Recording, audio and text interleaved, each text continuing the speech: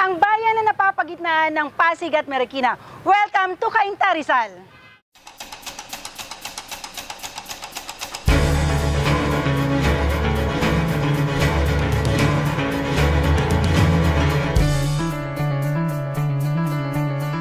Mayor, kung ako ay hindi taga-Cainta at gusto kong bumisita sa Cainta, saan mo ako pwedeng dalhin na maganda sa Cainta?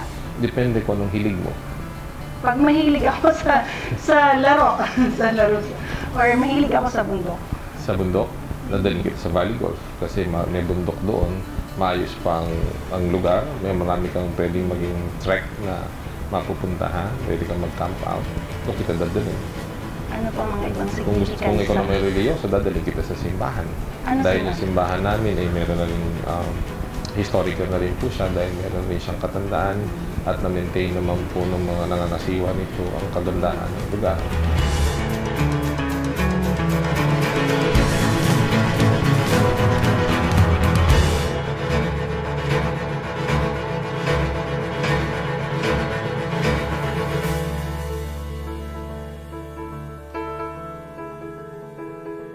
Kung gusto mo naman ng cultural show, I'll bring you to our Liwasan kasi magtatayo ako ng isang programa para dyan na ibabalik ko ang rondalya ng Cainta. 10 ng mga choral groups siguro ngayon darating na kapistahan.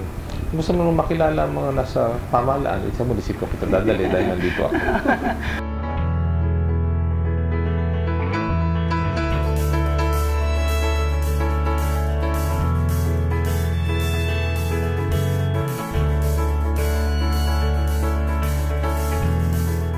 And Mayor, siyempre mahilig akong kumain kahit ganito ako kataba.